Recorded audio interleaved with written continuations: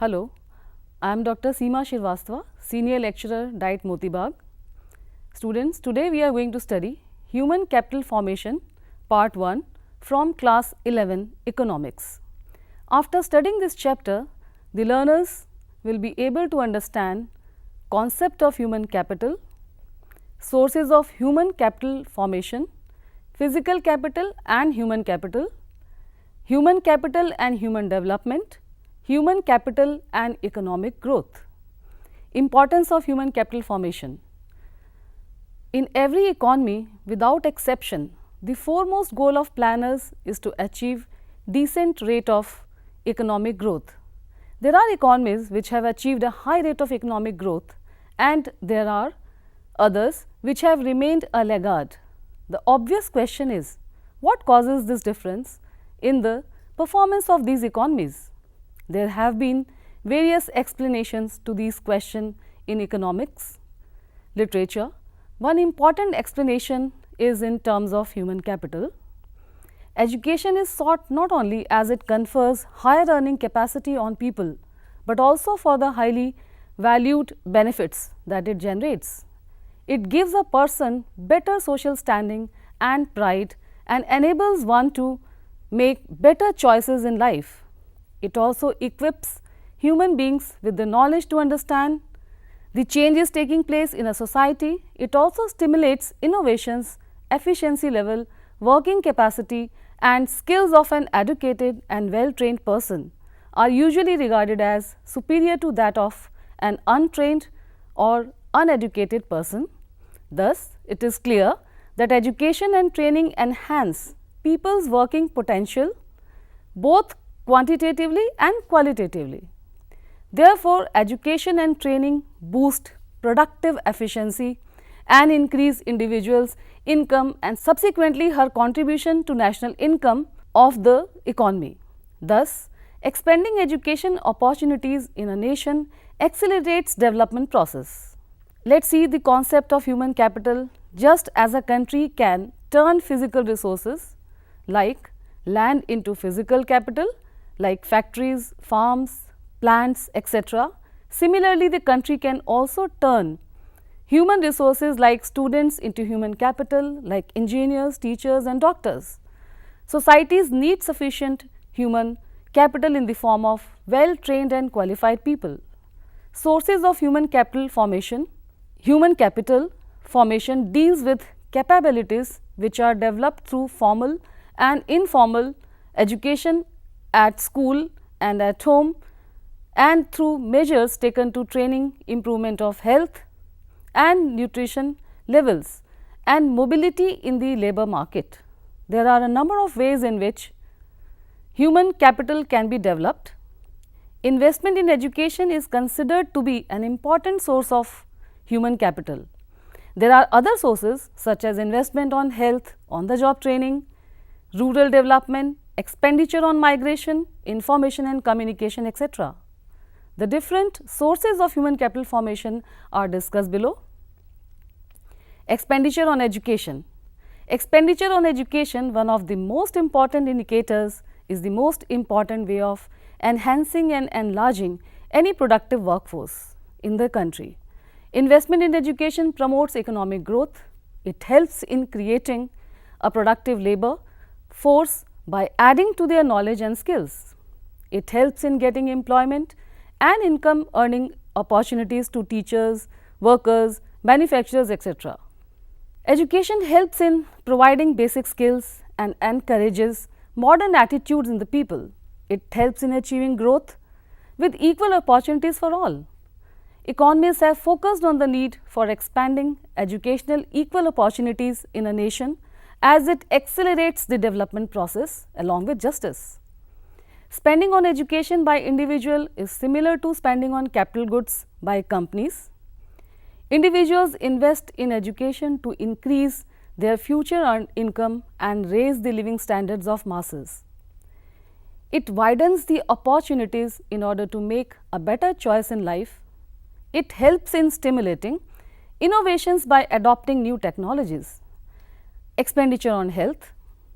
Health expenditure is a source of human capital formation as it directly increases the supply of healthy labor force and leads to qualitative improvement in human capital.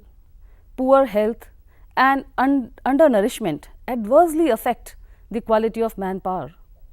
A sound mind resides in a sound body is an old saying.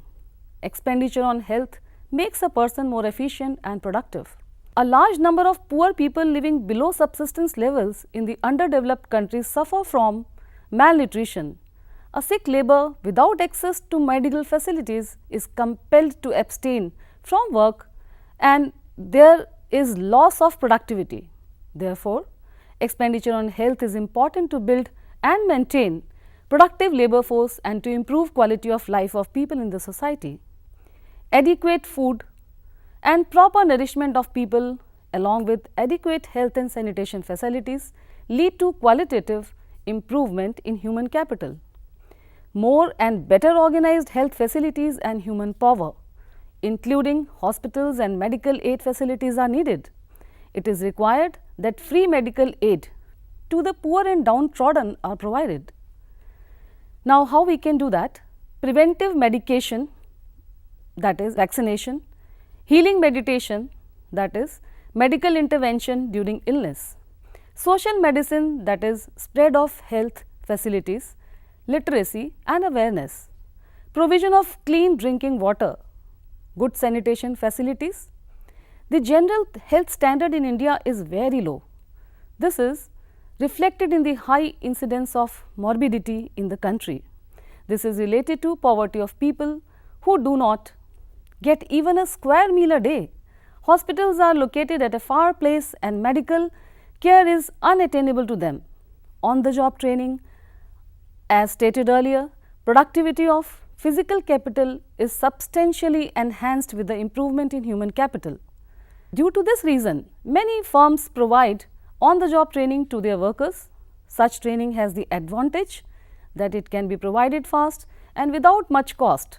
It increases the skill and efficiency of the workers and leads to an increase in the production and productivity.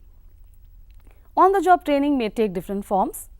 Workers may be trained in the firm itself under supervision of a skilled worker or the worker may be sent for off-campus training.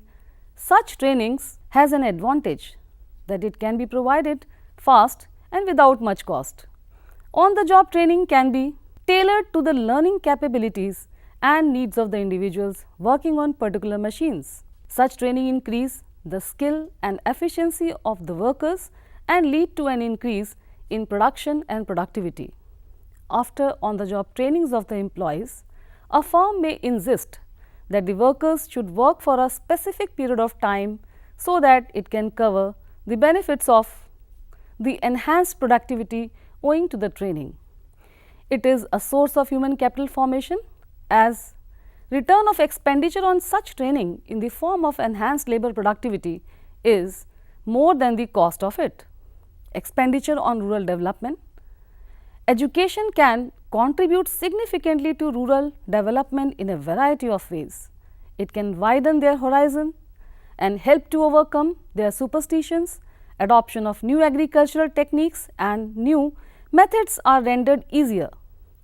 If farmers are educated in a labor surplus economy like India, education can help rural people in acquiring skills to set up cottage industries on their own and get employed fruitfully, which can also help in solving the problems of seasonal unemployment. Expenditure on migration. People migrate from one place to another in search of jobs that fetch them higher salaries. Unemployed people from rural areas migrate to urban areas in search of jobs. Technically qualified persons like engineers, doctors, etc., they migrate to other countries because of higher salaries that they may get in such countries. Migration in both these cases involve cost of transportation from one place to another and higher cost of living in the migrated places. Expenditure on migration is a source of human capital formation as increase in earnings in the migrated place is more than the increase in cost due to migration. The enhanced earnings in the new place outweigh the cost of migration. Hence, expenditure on migration is also a source of human capital formation. Expenditure on information and communication. Expenditure is incurred to acquire information and communication relating to labor, market and other markets. It involves amounts spent on enhancing the information and communication technology and making the technology resources available in remote areas at an affordable cost. For example, people want to know the salary levels and other entitlements associated with various types of jobs. Similarly, they may want to know whether the educational institutes provide the right type of employable skills and at what cost. Information is necessary to make rational decisions regarding investments in human capital as well as for efficient utilization of acquired human capital stock.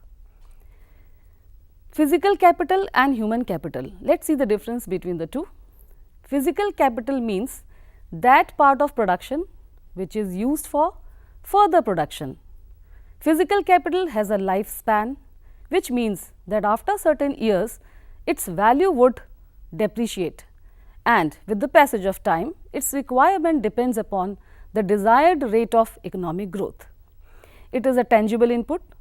Physical capital is completely mobile between countries except for some artificial trade restrictions.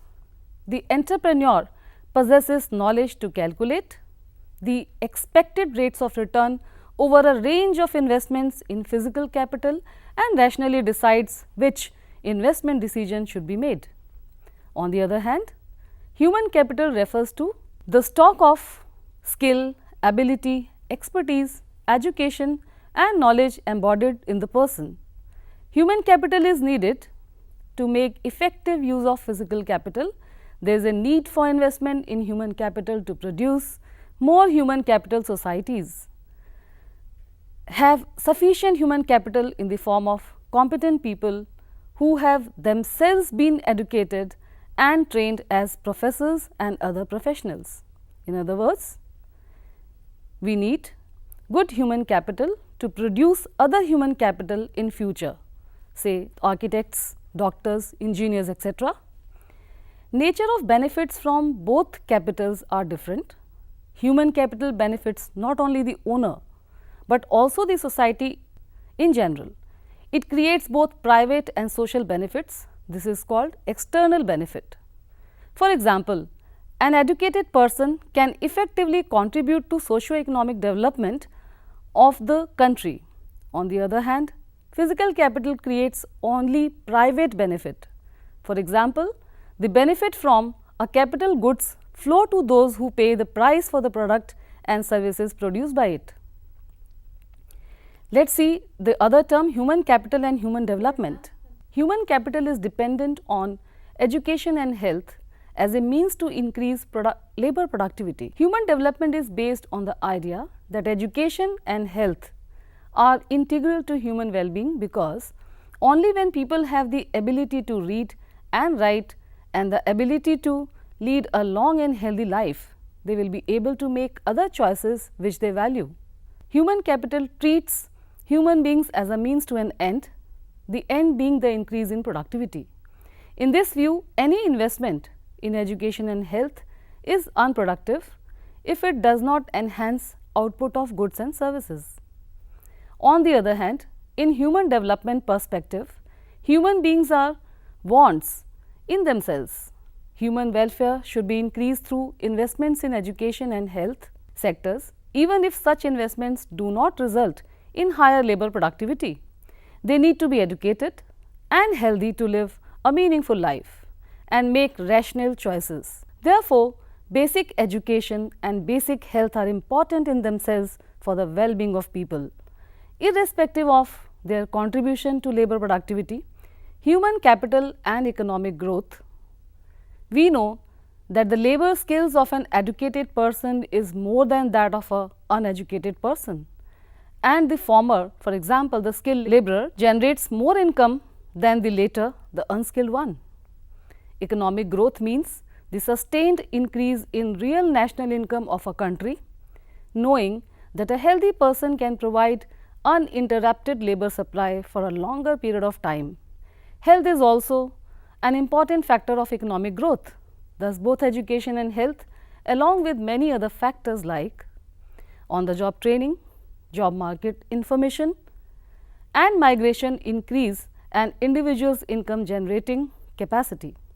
Many of the countries remained underdeveloped as the masses in the countries are either illiterate or their level of education is low. So, most of them are unskilled or untrained and their general health is poor. The enhanced productivity of human beings or the human capital contributes substantially not only towards increasing labor productivity, but also stimulates innovations and creates ability to absorb new technologies.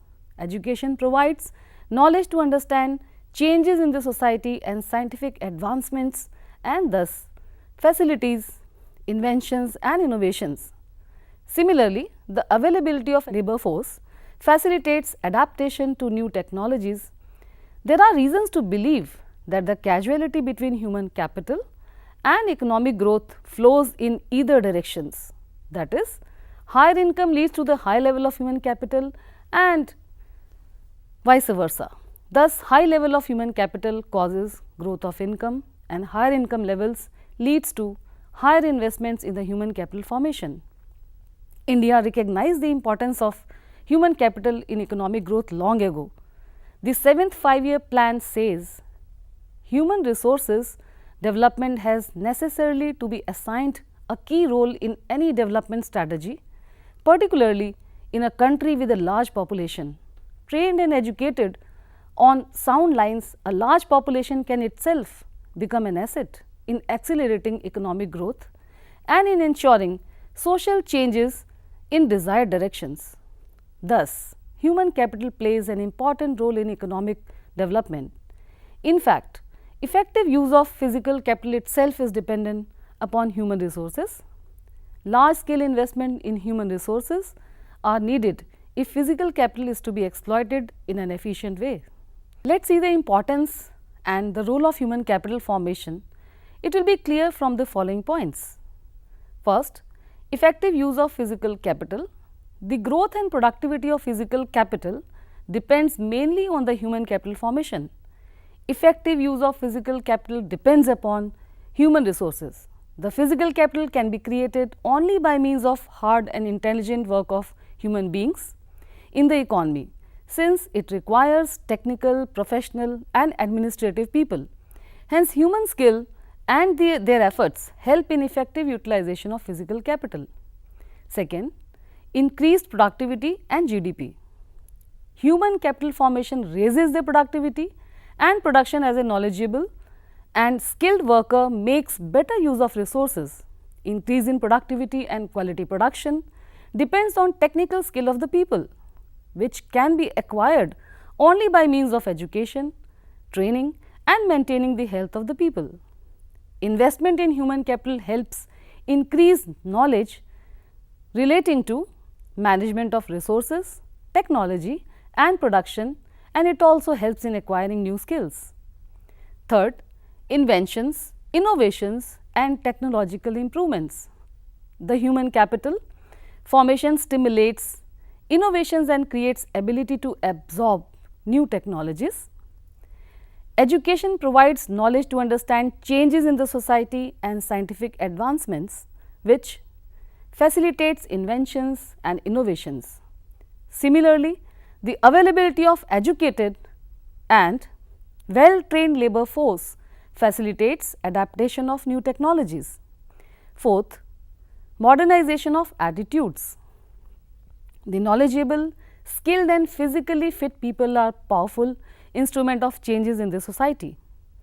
Economic development of a country depends on the minds of the people and their changing attitudes towards creating a desire for development. Investment in human capital helps in changing mental outlook and promotes development of the economy. Fifth, increasing life expectancy. Formation of human capital raises life expectancy of the people. Health, facilities and availability of nutritive food enables people to lead healthy and long life. This in turn adds to the quality of life. Sixth, it improves the quality of life. The quality of life depends upon the level of education, health of a person and skill formation acquired by the people. Human capital formation not only makes people productive and creative, but also transforms the lives of the people. People start living and enjoying higher incomes and a more satisfying life. Seventh, control of population growth. Education helps in modernizing the way of thinking of people. It enlightens them to the need to improve their standards of living by restricting the size of their families. As more and more women get education and seek employment, they prefer small families. It has been observed that educated people have smaller families as compared to illiterate families. So, spread of education is necessary to control the population growth rate. Students, let's summarize the whole chapter. Human capital refers to the skills, knowledge and expertise which an individual acquires. Physical capital means that component of production which is used for further production utilized properly by human capital. Human capital uses physical capital for further production. Human capital formation refers to the addition made to the available human capital over a period of time. The economic and social benefits of human capital formation and human development are well established.